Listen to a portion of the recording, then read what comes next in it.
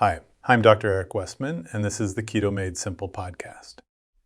Well, I'm going to be a little bit scientific in this one, just a little bit, but then hopefully to be able to translate when needed to make sure that you understand kind of the big picture view. I'm sure you heard about, yet again, eating red meat is going to be bad for you. And I want to reassure you. So the high level summary is, don't be alarmed by the alarming news that came out this week. It's the same old association does not prove causation idea. And so a few take-home points for the science of it is, you can't prove causation if you're doing these kinds of studies, and yet the media, well, even the authors, insinuate causation. A little backstory. Some years ago, I was interested in learning how to read the scientific literature, and I went to courses on how to read papers and how to do science, and then ended up in a fellowship where I learned to write my own grants and how to get funding to do the science, and then to focus on high level science, not necessarily on things that wouldn't have impact. So the first trip I took was to McMaster University in Hamilton, Ontario. And that was, at the time and still today, sort of a internationally known group that was focusing on what was later called evidence-based medicine. So times have changed, but some of the principles still are the same. And for example, an anecdote. Let's say you have an experience, and you go through you post now on someone's YouTube video your anecdotal story. And this is fascinating as I'm doing these Reacts videos. How do you handle that information? So many people are just kind of assuming that all of the posting on YouTube videos are accurate and honest. And so, but even so, if one person posts an experience, we call that an anecdote, or an anecdote in a clinical write-up would be called a case study. Now, a case study, let's see, let me see, John post something. The link wasn't here there this morning, so we had to go to the hub for the link. Okay. Put a reminder that Zoom link is also on the hub. Okay. Is that for the next time, or do I do that now? Yeah, the next time. Okay. Thank you. Let's see.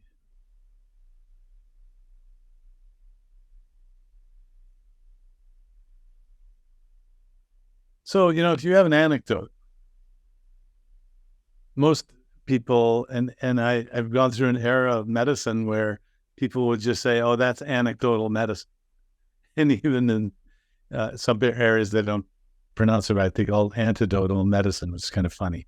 It's anecdotal medicine, where if you're just practicing based on anecdotes, based on what doctors see, it's kind of a harsh way to just dismiss all people's stories. Because if you have an anecdote of something that has never gotten better ever, and that's something to be considered. So if you have an anecdote that is credible, meaning it's you and you believe yourself, now it becomes a matter of convincing somebody else that what happened to you is real and was a result of whatever you did. So actually, I'm just trying to say that anecdotes and case studies can be important as a first documentation of something getting better. Let's say you have a condition that's always that a condition that's uniformly fatal. So back in the day, if you had meningitis before there were antibiotics, you would die. It's always fatal. So if you have an anecdote or a case study of giving somebody penicillin, and so you give penicillin for meningitis for the first time, and that person lives, that's huge. I mean, that's called a discovery. That, of course, it's the second case and the third case and the fourth case, the replication of the finding that makes it scientific, that it's replicable. So the hallmark of science is replication. So you may be the only one on earth who've had this happen. Great. But there might not ever be a second one. So a case study can be valuable information, but it's usually the starting point. So then you have what's called a case series. And what I recall in my experience, I remember finding somebody who was admitted to the hospital with very high blood pressure, and they didn't know why. And I was the internal medicine resident at the time, so I had time to sit down and take the history and chat, and in the middle of the evening, Ouch. we'd often go and talk to people on the boards. Wow. Spend your time. Okay. I think I got the mute there. So this person was hospitalized for high blood pressure, extremely high, and nobody knew why. So I'm talking to him, and actually I get the history that he chews 4 pouches of chewing tobacco a day. This was in Kentucky. And it's uncommon to chew that much tobacco, but you can do it. And it turns out, I searched the literature and I found an anecdote, a case study published years ago of somebody who was chewing so much tobacco that the licorice in the tobacco caused the high blood pressure. And it's well known that real licorice, it's the black, the Callard and Bowser stuff, that's real licorice. If you have a lot of that, there's a chemical in there that can cause high blood pressure called glycyrrhizinic acid. So anyway, that's one of these trivial, anecdotal, endocrinologic things that you get into when you're a resident, or at least I did. And so I thought this was fascinating. Maybe this person's blood pressure was a result of that.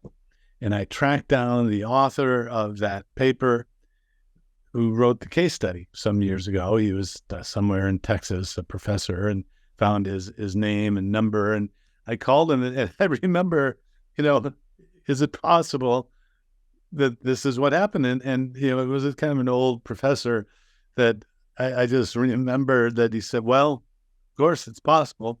And it looks like you've now found the second person ever who's had this happen. So it could be a case study, and yet it could be the only time it ever happens. And so this professor had never been contacted again over the 15 years by anyone who had a similar experience. Now, it could be that a low level of licorice in the chewing tobacco causes high blood pressure in those people. It hasn't been well studied. So anyway, that was one of my first sort of drub in the face of, here I thought I found something great, it's going to change the world. And the professor said, well, no one's ever contacted me yet. And looks like he found the second case. So it didn't have worldly impact beyond these 2 people that we know of. It's possible it might, but there's not yet, again, a described case of someone having really high blood pressure, a hypertensive crisis due to chewing tobacco. So anyway, this is just I'm talking about anecdotes and how most doctors dismiss anecdotes. That, if you come in telling your story and it's the only time they've heard it, a doctor might dismiss it. Well, it's all well and good, but, I still want you to, eat, 5 to 7 servings of grains like the food pyramid tells you to. Well, so you can dismiss anecdotes, but then when you get case series, it's happening more and more. You draw a little more attention to it. And then I'm talking a little bit about evidence-based medicine, which is how clinical people gather information and make use of it. Some of it grows, some of it doesn't ever grow because there was no one else who had chewed 4 pouches of tobacco a day that caused high blood pressure. So now let's say you're the first one who has the reversal of McArdle syndrome when you start doing keto diets. At the Society of Metabolic Health Practitioners meeting a few years ago, there were 4 people who found themselves by chance at the same meeting, all with this kind of rare condition called McArdle's. And they were comparing notes that they all felt better on a keto diet. Now, McArdle is a very rare condition where the muscle can't store sugar. So the traditional treatment, because muscles need sugar, and that's not true, but that's the thinking, you can run the muscle on fat.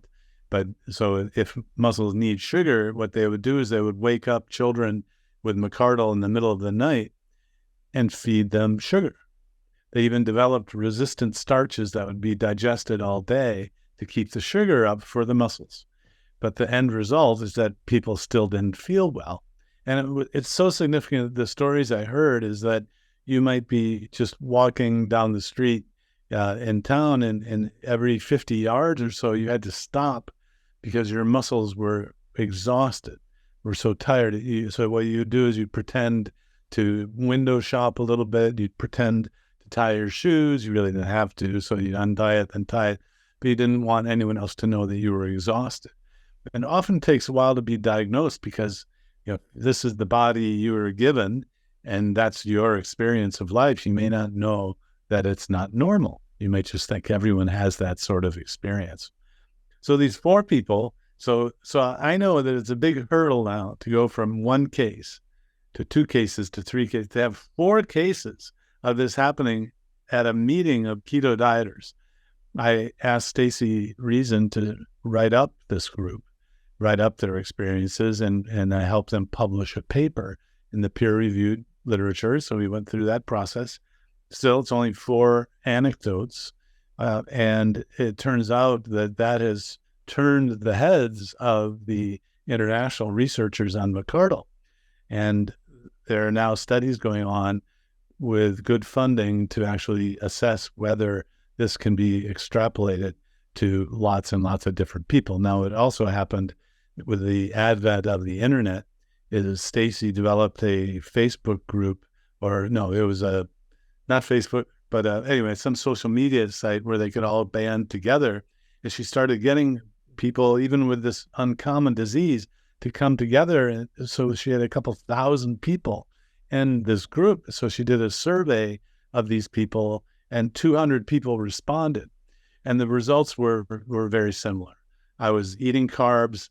I couldn't walk very far. In fact, one fellow ran to the train, and he got a very disastrous muscle disease called rhabdomyolysis or rhabdomyolysis. You can die from this. It's the muscle starting to break down because it didn't have enough energy. Because now we know that when you feed carbs, you stop ketones and you stop fat burning.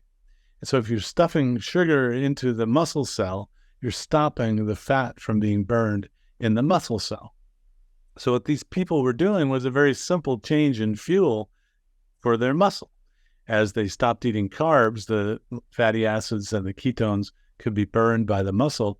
And one fellow told the story of climbing a major mountain and he couldn't walk more than 50 yards before, just by not eating carbohydrates, by getting the body to run on fatty acids. So what's happening in that area is case studies, case series, a survey, a Facebook or internet survey with hundreds of people, which is now changing from the grassroots up through the funded researchers. And I was invited to a meeting of the researchers, and Stacy, who created that internet IMGSD, IM Glycogen Storage Disease group, she invited me because she anticipated correctly that once the researchers heard what diet these people were doing, they started saying, well, we can't feed people fat. So they had all of the same biases against a keto low-carb diet that any doctor might have. So as that murmur was starting to happen, I got up, and this was just a group of about a dozen people in a small room, but I got up and showed my data where actually you can feed people a healthy low-carb diet and run the muscle on fat. And so, don't have any concern over studying these people, or even, particularly for a short period of time, because we've had people not eat carbs for years and followed them. And while it is a different kind of metabolic process, doing it in a measured way for short term than longer term seemed reasonable to me, given my knowledge of what was going on. So here's how collecting anecdotes and then case series, and then throwing it up the ladder to now randomized controlled trials are being designed and carried out, where they're comparing typical eating to low carb eating in people with this myocardial disease, a glycogen storage disease. And so the experimental design of randomized trial will actually tell us if this is better than the other way of doing things, although the signal from the people themselves is pretty strong that they were able to start walking where they were unable to walk before. If the signal is everyone dies and now people live, you don't need a randomized trial. So there was never a randomized trial that showed penicillin fixed meningitis. You didn't need it. All you needed was to show that someone didn't die with that treatment. So this is the nuance of evidence-based medicine, where there's a hierarchy of clinical evidence, and yet the power of a doctor observing in a clinic is potential. The potential power if it does happen in more than that one person. So now, I can confidently say that I can reverse type 2 diabetes, I can reverse obesity and metabolic syndrome and all of these other problems, because not only do I see it in my clinic, we've generalized it to other venues and other places, and other people have studied in randomized trials with comparisons to other types of diets, so that we can say the low carb diet, keto diet, reverses type 2 diabetes. Unlike any other diet, it's more powerful than any other diet that's been tested. So, but back to the myocardial disease, we don't have randomized trials yet. Just have people doing it, and you might say, well, why don't people just follow on that kind of program? And I think, with the advent of the internet, the order of research is changing, and that the clinical experience of people with myocardial on keto is way beyond, way farther up than the clinical trials on myocardial. I guess that's probably true in any sort of disease process with the keto diet. We are in the clinic able to do things that have not been studied yet in the clinical trials. And so that's brings in the idea of, is there, do you only go to the medical literature to look for answers? And I would say that when I was first in training years ago, I highly valued looking to the medical literature and said, well, show me the paper, show me the clinical trial. And now through the years, I've learned that that's not always going to be there, and you can learn a lot in other ways as well. So you have these clinical series, you have now, let's amplify the observational studies, clinical series, so that we have, hundreds of thousands of people. And now we're going into epidemiology, observational epidemiology studies. There's a type of study called a case control study, which has really fallen out of fashion because it's not very, they would find things and it wouldn't be very reproducible in other types of studies later. So I didn't really spend much time in my training on case control studies, but we did spend time with cohort studies. And the study that came out this week on red meat causing type 2 diabetes is what's called a cohort study. So you follow people over a period of time. There's no experimental design. You don't randomize people to one group or another. You're just following them. And of course, the Heisenberg uncertainty principle teaches us that when you observe someone, you change it. So when someone comes into a study, there may be some change that occurs. And there was a classic study of changing, making it look like you were changing the lighting in a workplace, and the people worked more efficiently and better if it looked like they were being studied. So just doing a study, you can change what people do. But in these observational studies that applied to nutrition, this is called nutritional epidemiology. And there's a whole textbook on it. And I'm really down on nutritional epidemiology as a way of telling us what to eat, because it will give you this sort of bizarre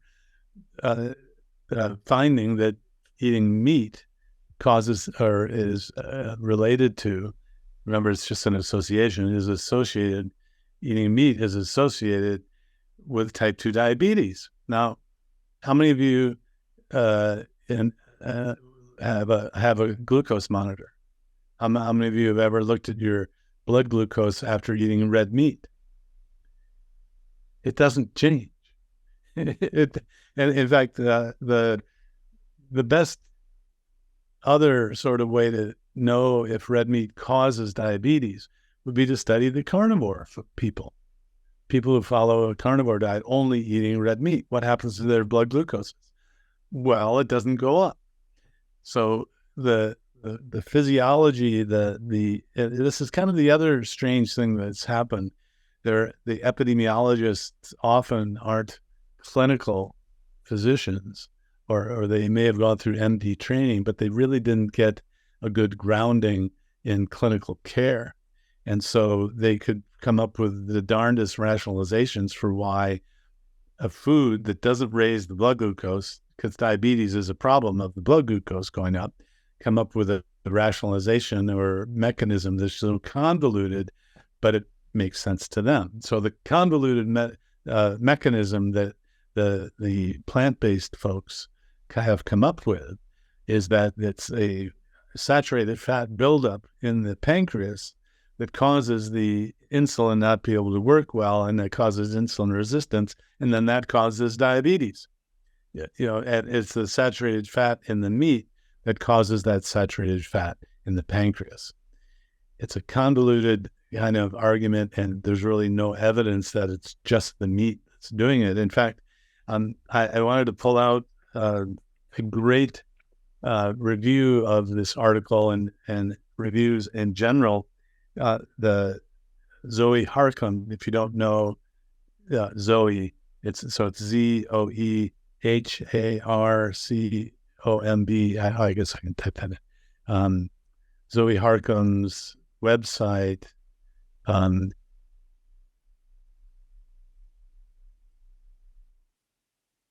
She has all sorts of, let's see. Yeah, it's ZoeHarcomb.com. That's right. There's some great summaries of articles, and within like just a few days, we'll have talking points. So this week she did a review, and her paid membership gets and it's something like, I don't know, a couple dollars a week to get her reviews on email. She did a review of this article, the cohort study of red meat and type 2 diabetes. So what happens is you assemble these people, follow them over time, ask them what they eat, and see who developed type 2 diabetes, who didn't, and see if there's a relationship between what they told us they were eating and those things. And they're changing the nutritional epidemiology over time because of these criticisms. So now there's a small subset of folks who actually had their meals measured so that they could get the actual amount of what people were eating, because the naivete of believing that of what someone wrote out was true. Well, okay, let's say that people are being honest, but that it's accurate. So food frequency questionnaire, which is the way they assess what people eat, is basically asking you something like this. Let's see. Participants were asked, How often did you eat the following over the past 12 months? And there were 9 categories. 6 or more per day, 4 to 6 per day, 2 to 3 per day, 1 per day, 5 to 6 per week, 2 to 4 per week, 1 per week, 1 to 3 per month, almost never. Okay, so keeping those in mind, those categories, how often did you eat chicken without the skin? So then you have to write down, was it more than 6 times per day, 4 to 6 per day, 2 to 3 per day, 1 per day, 5 to 6 per week, 2 to 4 per week, 1 per week, 1 to 3 per month. So write this down for me, please. And how much did you eat chicken without the skin? Now, what about chicken with the skin? I'd like you to select just one. Was it 6 times per day, 4 to 6 per day, 2 to 3 per day, 1 per day, 5 to 6 per week, 2 to 3 per week, 1 per week? I mean, for me so far, I'm like 1 per week, or it's same for both. Hamburgers. How many times and over the past 12 months, how often do you have hamburgers? Greater than 6 per day, 4 to. So anyway, that's the process of filling in a food frequency questionnaire, and it's really kind of ridiculous, in my opinion, to be that precise. We might be able to catch people who are having more than 6 hamburgers a day versus just 1 a day or 1 a week. But the other, and then processed meats and bacon, pork. So what's classic here is that if you put down hamburgers, that's being categorized as red meat, even though you had a bun. So I just don't understand.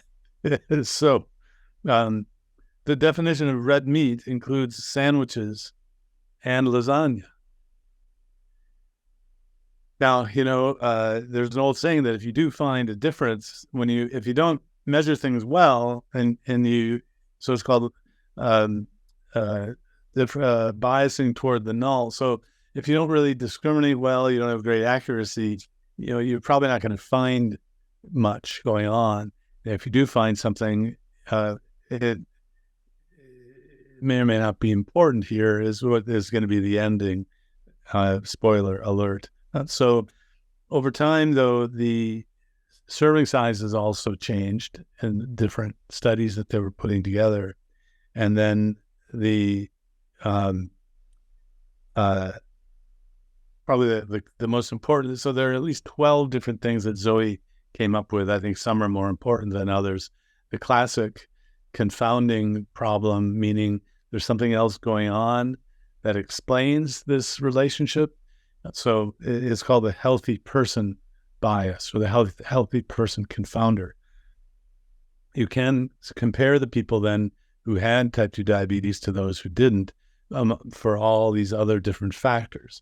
So like that, what was happening, and they saw it here in this study too, is that those who ate red meat were more likely to have a higher BMI. So if you just look, they had a higher BMI. They also were more likely to smoke, and then they were less likely to exercise.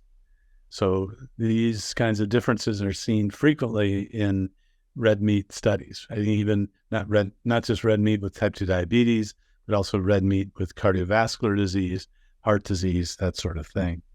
So that healthy person confounder is there. Another healthy person thing that you really have to kind of step back. So let's say the people who are healthier ate less red meat. It doesn't mean that those who ate more red meat, if they ate less meat, would be healthier.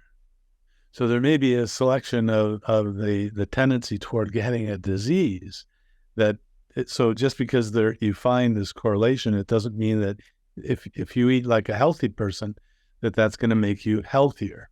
For example, if you have insulin resistance and they don't, if you have a tendency toward diabetes and the healthy users who don't have a tendency toward diabetes eat more carbs and don't get diabetes, it's not the right comparison, not the right conclusion. which, that's just, nobody really talks about that because it's just assumed that if we all just ate more plants, everyone would be happy and there'd be no disease. And if you just stop killing those animals, which is really the non-spoken agenda for a lot of these people, and nobody's happy with harmful or unethical treatment of animals. But that, to me, I don't want to make humans get sick because they're eating things to avoid animals being treated poorly. That goes across my ethical lines. But so far, the categorization of red meat also includes carbs, which goes to that classic, don't blame the burger for what the bun did, or the bun and the fries and the sugar and the drinks. Which reminds me recently that I had a young man who lost a lot of weight just eating at McDonald's because he just ate the burgers, didn't have the bun and the fries and the red meat. And he didn't have diabetes, but that would have gotten better as well. A couple other things that a flaw-catching reviewer would have picked up. This also goes into the kind of echo chambers that we get in. This paper was probably sent out for review to people who are kind of in the same mindset, the same echo chamber. And so when Zoe pulled out the amount of calories that people are eating from the paper, it was really kind of unbelievably low. And so they report that most people ate between 1,200 and 2,000 calories per day inside the paper, the data set. And that would, to an outside reviewer who's critical, call into question the validity of the information that they're collecting, because that's really lower than most carb eaters in caloric intake. And then, of course, they deftly do not report the carb intake. So they report the other intake of other macronutrients, but don't talk about the sugar and the grains. So, of course, the short answer, if you're ever given a study like this, an observational cohort study, it's non-experimental. A cohort study, even if it has 1 million people over millions of years, is finding association.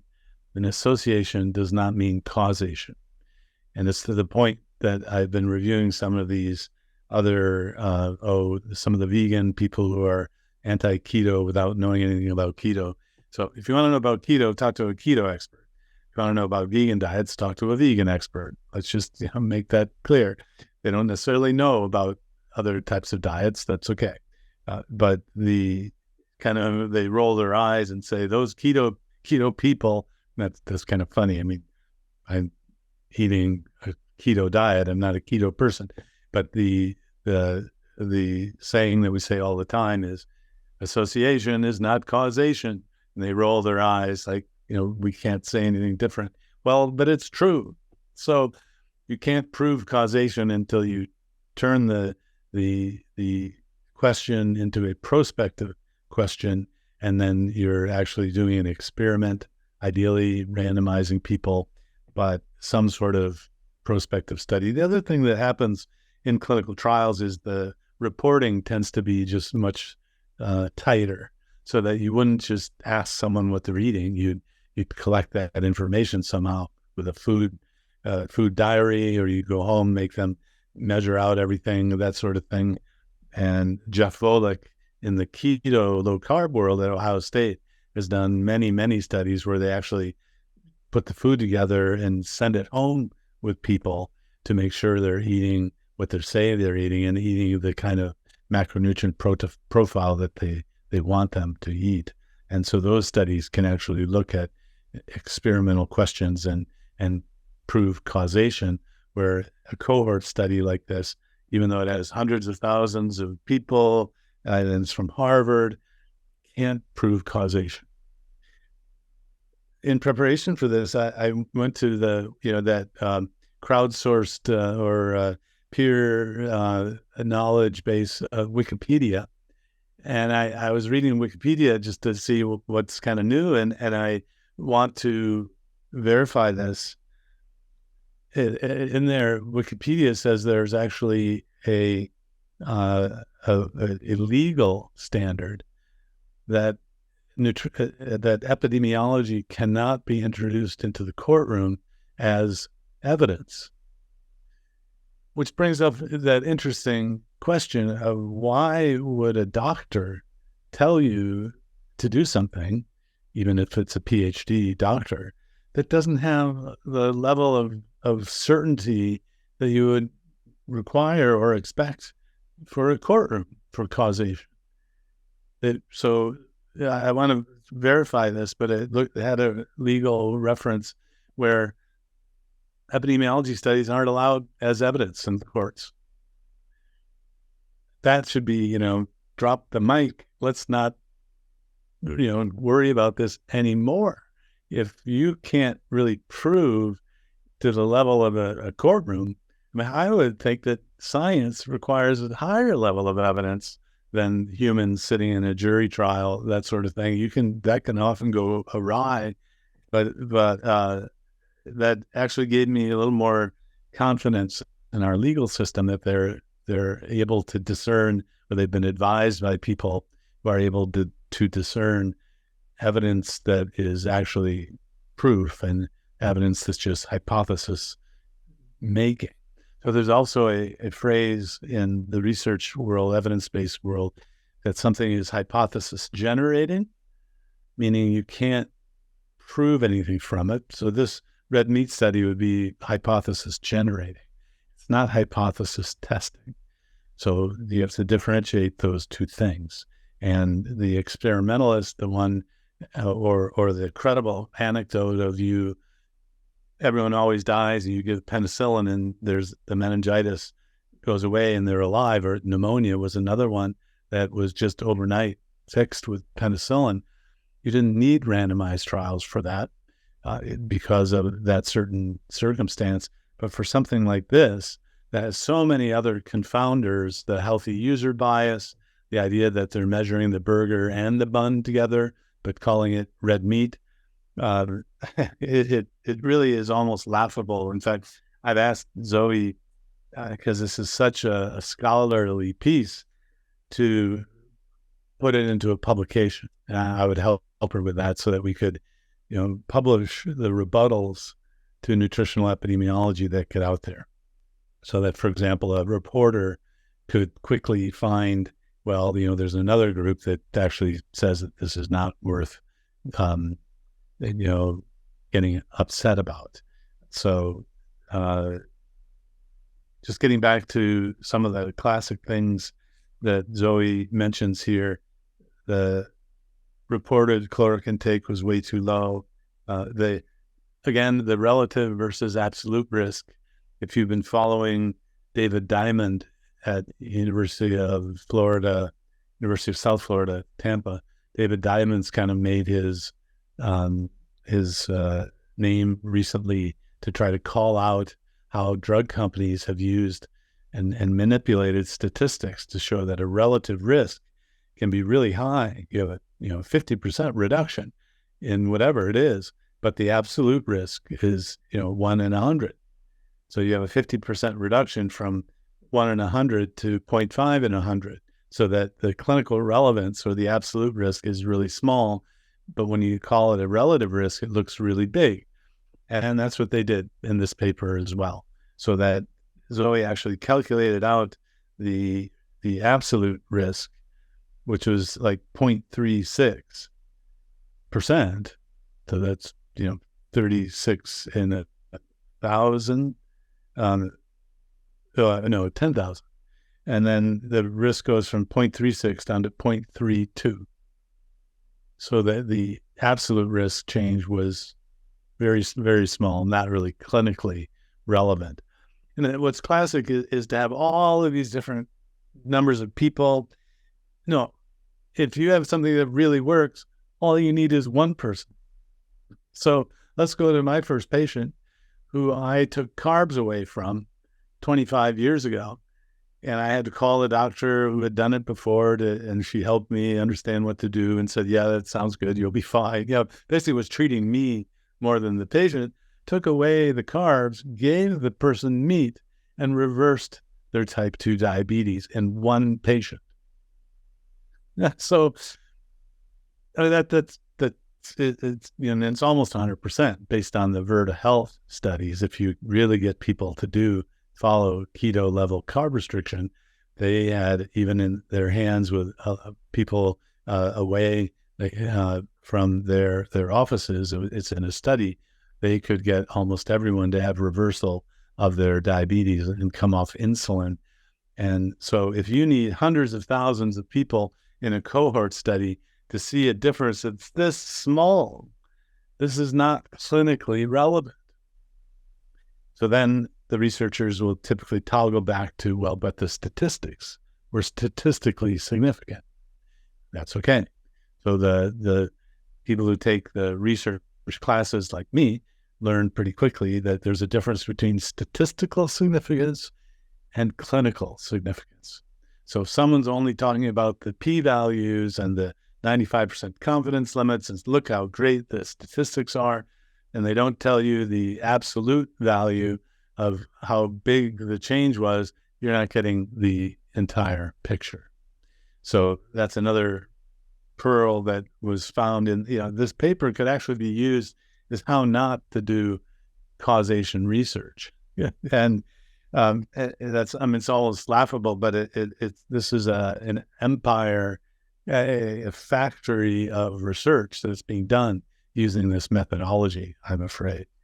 And then, because it comes from Harvard, it gets told that it has to be good, right? No, the methods are not sound. They're not solid, even if it's from Harvard. So a mechanism is not always required, but as I led my mechanistic world, eating meat doesn't raise the blood glucose. Diabetes is a problem of elevated blood glucose. I don't see how this is going to be plausible. But in the paper, they do talk about the saturated fat. So this is the language that was used. Saturated fat, which is high in red meat, can reduce beta cell function and insulin sensitivity. Well, if you want the details on saturated fat, go to Zoe Harcum's blogs and writings, because here she says with great accuracy, red meat is not high in saturated fat. It's mostly water. Protein is usually the next major part. And of the remaining part that is fat, there is more unsaturated fat than saturated fat in red meat.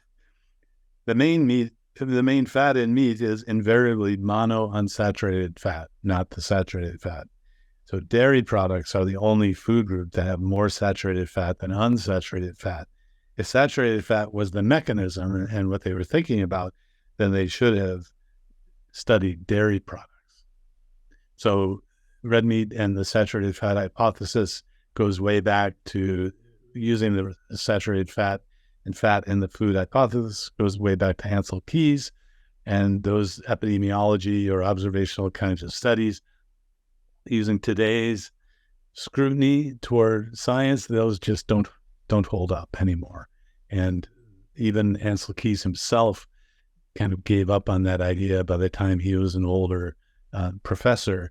But that information isn't ever told anybody else, because now there's an empire of using that information to basically change the food and to change the drugs, the pharmaceutical industry.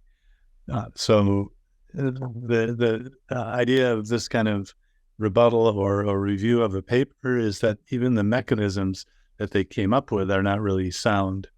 And that I really think that it was these hypotheses, these purported mechanisms that led them to do the study here and to find it as, even if it's statistically significant, they're going to trumpet that small change as important and clinically significant, which I don't believe it is. And evidence-based medicine doctors really don't believe it is. You need higher level of evidence. remember, if you have something that really works, you're going to see it in one person. I can reverse type 2 diabetes in one, pretty much every time by giving people meat. And they're claiming that type 2 diabetes is caused by the meat, and I can reverse it.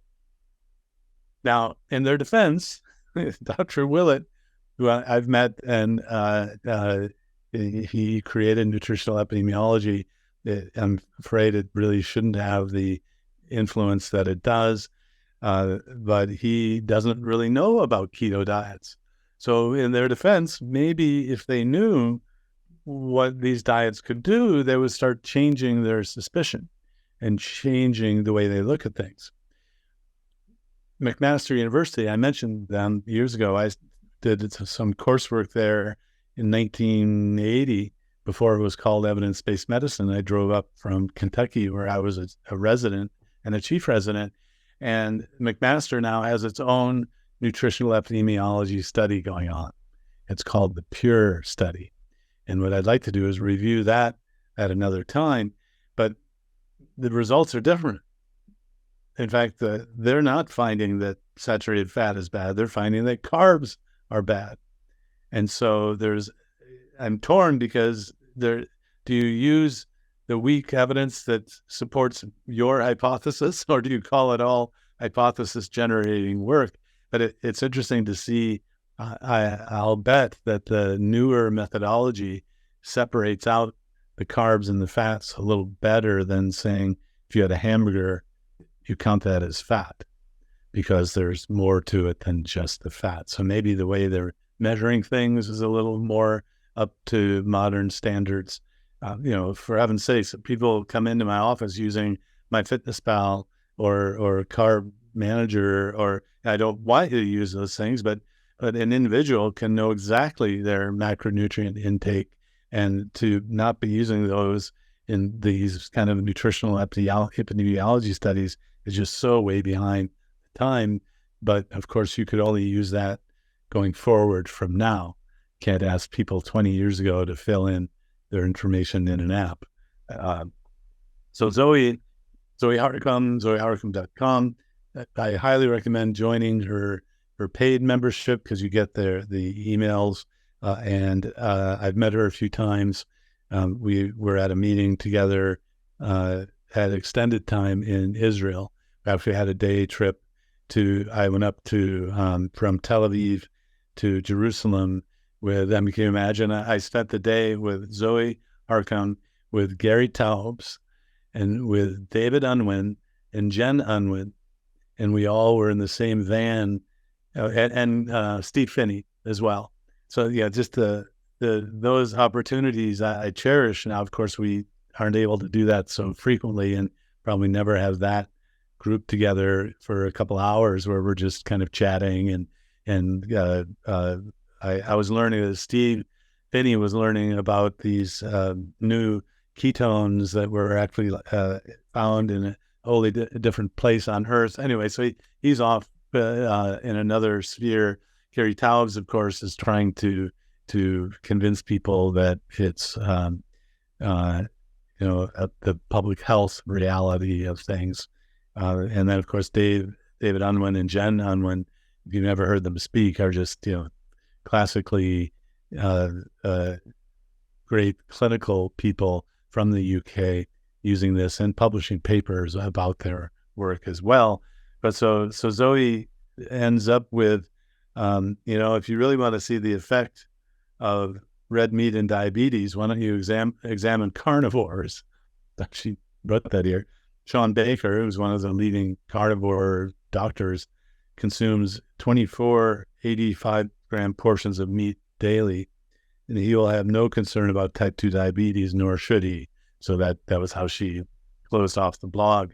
And so, that's an important point. If you're really trying to figure out if meat is a causative agent, you would do other types of studies. You wouldn't just take the data you've collected and rehash it again and again in different ways and take small changes and call them high relative risk and then say everyone should stop eating red meat, unless there were other agendas going on. Of course there are, There are people who are pushing plant-based diets to make money from them, or to push their ethical agendas. Those are all well and good, but we should focus on how health is impacted on the science rather than having those other agendas influence the science and how it's portrayed. So then the classic quotation that Zoe pulled out was from Dr. Peter Cleve, a surgeon in the UK, and he said, for a modern disease to be related to diabetes, for a modern disease like diabetes, to be related to an old-fashioned food is one of the most ludicrous things I've ever heard in my life. It's the kind of last word that she gave to it. So a lot of references here for, and Zoe's write-up and her rebuttal, the problem with nutritional epidemiology in general, the cohort studies in general, is you find association and not causation. You can't say that there's causation. Now, one exception to that rule, or that rule of thumb, is that if the association is so big, so if you study smokers, there's never been a randomized trial of smoking. People would say that that's unethical.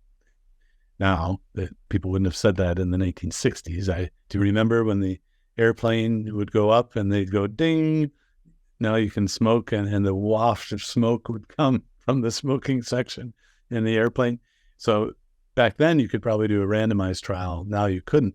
But so if you're following people and the association is so big, then it's reasonable to have that association, to be so to then be used into policy. Well, at least that's the current standard. So there was never a randomized trial of smoking, but when people started looking at smoking and outcomes, health outcomes, lung cancer, heart disease, those sorts of things, it was over and over and over, fairly large differences that were much more than is being seen here in relation to the food.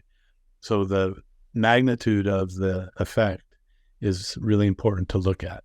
Not that there's an effect and that the effect is statistically significant. They had hundreds of thousands of people. They're going to be finding statistically significant changes, but is the effect clinically relevant?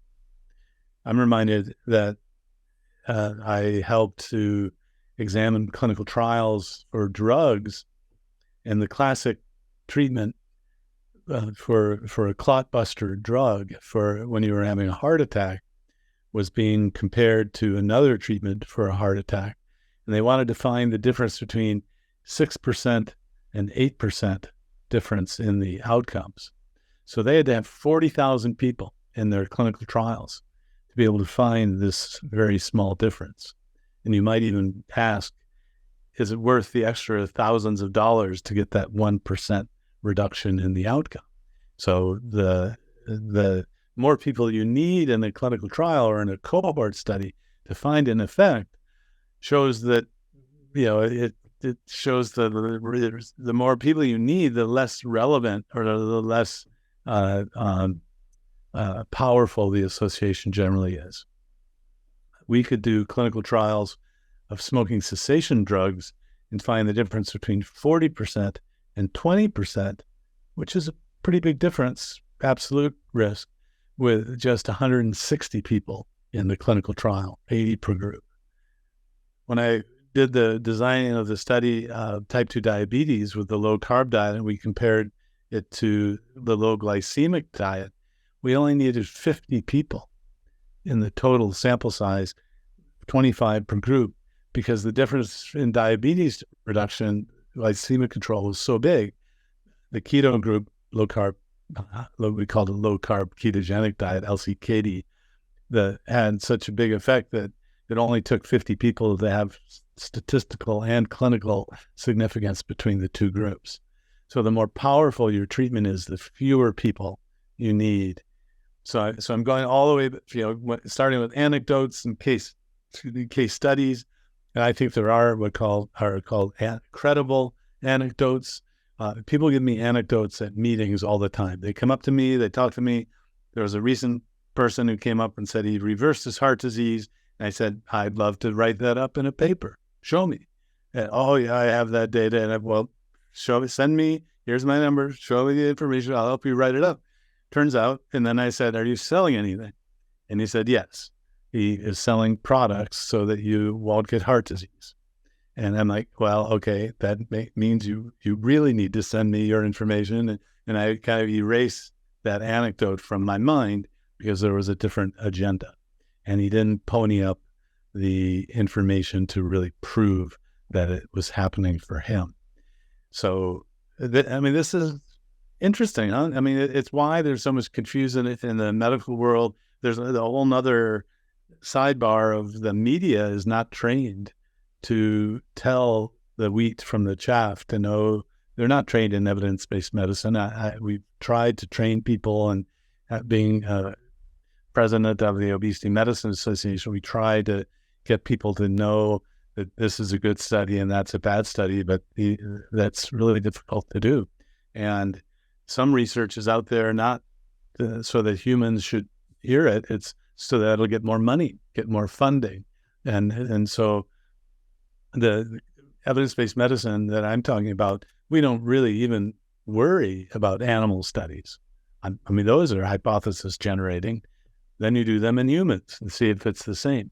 So if you see a study that's in animals, mice, rats, just say, all right, turn the page. You don't need to go any further. And then if you see that it's nutritional epidemiology, just turn the page. You don't have to go any further, unless there's some huge relative risks, which they never find, I'm afraid. So, well, that's the much ado about nothing, again, about red meat and type 2 diabetes. The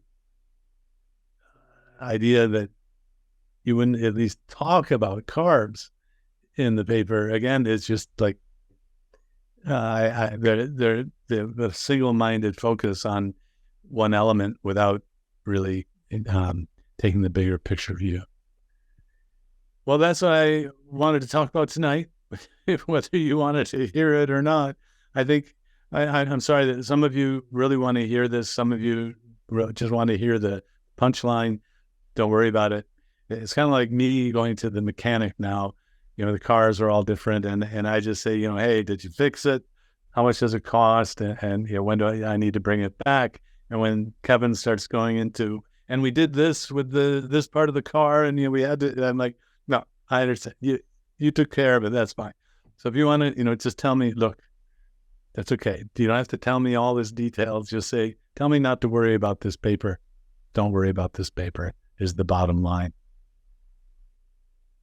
Well, again, if you have any questions, please let me know. You're very welcome. What I'm realizing now, I had pretty good training, and I guess I also sought out training in this particular area, going to McMaster before McMaster really kind of was known for its folks. I went to medical meetings with David Sackett and Peter Tugwell and Brian Haynes, who are the ones who wrote the book Clinical Epidemiology, and was in that world for about 10 years as a assistant professor.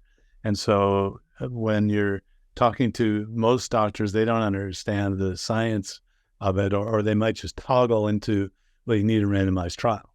And I'm going to be, and that's okay. We have taught a generation of residents and doctors to really be kind of very, expect high-level evidence, randomized trials being high-level evidence experiments, but it's very difficult to do that. I mean, it costs a lot of money. And so when you see something getting better, let me know. And when you see the second person, the third person, what I'm doing now is I met a young woman in Atlanta at an ADAPT event. She told me she reversed her MS. We documented in brain scans. And I said, well, this is a disease that goes up and down. Why don't you create a Facebook group? So some time has passed, and now there are hundreds of people in the Keto MS Facebook group. And I have to say that's a hard thing to study. I watched the video for the first time, got to hear Dr. Terry Walls, who fixed her own MS, and she's a doctor in Iowa. And so that's a credible anecdote. But I'm still waiting for the second one. And so the research that they've done has not really been pivotal in finding that second anecdote. I mean, I was really kind of disappointed that so much time has passed and they haven't really done I don't think they've had good advice on how to do their research. So her story is phenomenal. I mean, but one of the questions that they haven't addressed is, do you have to do all of the things that she says you have to do? She got the advice to replicate everything, but it's very difficult to do. So other people can't do it. But it may just be the ketosis. Because the signal from the gal in Atlanta, and I met her in Atlanta. I don't know if she lives in Atlanta. She didn't do the Walls protocol. She just was in ketosis. So maybe the critical element is just the ketosis for MS reversal. And so on the Q&A, this was a meeting on mental health and psychiatry. I asked Dr. Walls what her ketone level was. I didn't think she knew exactly. She measures her blood ketones, and it was between 1 and 2. And so she's in ketosis, and I'm not sure all the other things are necessary. And I'm still waiting for more credible anecdotes on MS before I'll say, hey, this is something that is real, that's there, because MS is a disease that comes and goes. You could take something and it has nothing to do with it going away, but there are enough people who kind of think that there's a signal that I'm very curious about it. And same with all these other autoimmune or inflammatory diseases that no one knows the cause. I wonder if it's something in that box of foods that have the carbs and the additives and the dyes and all those things. Because when we take away all of those junk foods, so many things get better. And the evidence-based medicine, I think, is critical to be able to hear something and be able to say, yes, we should follow up on this, or yes, I should take action personally or not. So I hope that helps a little bit, or maybe it just confuses things. I'll just be here to be able to interpret for you if that's the minimal effort. And it's not just me. I mean, I watch what other people write, and I follow the McMaster group pretty carefully. They did some studies on red meat, and they basically were sort of underwhelmed with the evidence of red meat causing any problem. That I think a lot of people are trying to find that so that their ethical, legal, moral, financial agendas are pushed forward. So thank you so much for being here on the live, and thank you for watching on the replay. It's my pleasure. I'm talking to you from Durham, North Carolina, and have a wonderful day or evening.